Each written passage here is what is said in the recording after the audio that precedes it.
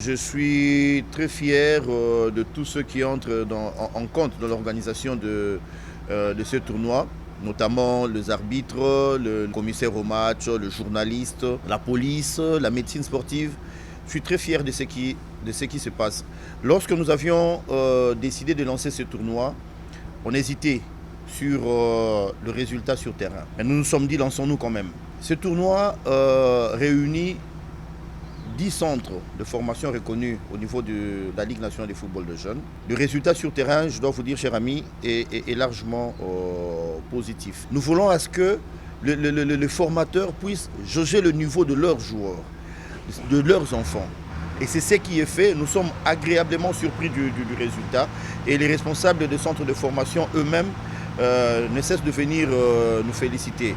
Un seul point négatif, c'est que il y a de ces entraîneurs qui continuent à faire croire aux joueurs que ce tournoi est organisé pour un résultat en termes de score.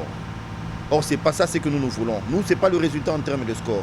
Ils prennent les enfants qui n'ont pas l'âge requis pour la compétition et ils les amènent dans le tournoi. Et là, c'est quand même une tache noire. Nous profitons de votre micro pour demander aux responsables du centre de formation de tenir compte de cet élément. Moi, je vois très mal un éducateur, un pédagogue qui est dans un centre de formation pour former la jeunesse. Il commence par demander à l'enfant de changer son âge, de tricher en termes de l'âge.